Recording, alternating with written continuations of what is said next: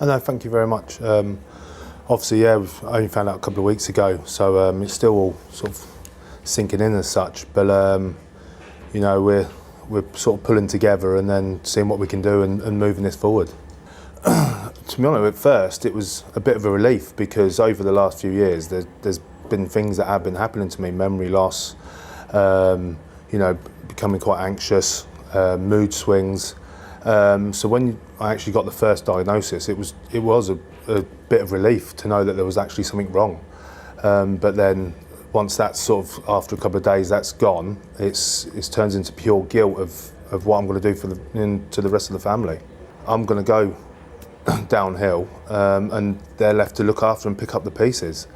So you know, the last thing you want to do is put that on to a young family. And you know, I've got business interests. You know, I've got business partners I've got to think about as well. And when you look at it, I've just got to reevaluate my whole life really. During the first COVID lockdown, I was working on the water, and I was away in one of the bubbles, and the games were on in the evening. So we sat down with Sean, who I was working with, and he was saying, "Oh, you must remember this moment. You must remember." And I said, "I'm going to be honest with you, mate. I cannot remember any of the games. And when I'm watching the game, it's like I'm watching England now, except for I can see that I'm there, but there's no emotion, no feeling, no remembrance of me being there whatsoever." Well, I do. Like, I'd rather have my mind, to be honest, now. And you know, it's one of them. For me personally, it hasn't been worth it. And you know, people say, you know, it's the sport, it's everything that is sort of given to you. But when you can't remember it, I just, you know, it's just gone, and there's nothing there. And I'd much rather be able to play with the kids and see them get married in time and go to university and look after them rather than being looked after me.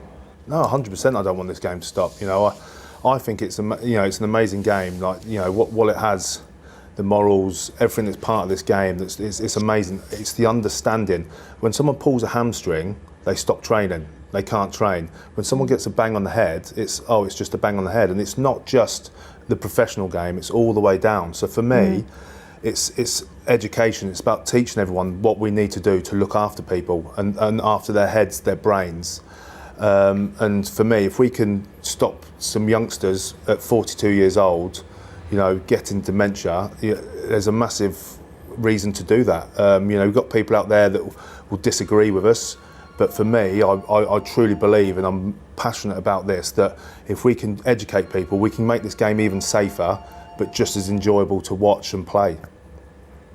Steve, look after yourself and your family. Thank you very much for your thoughts on this very difficult issue. Steve Thompson, thank you.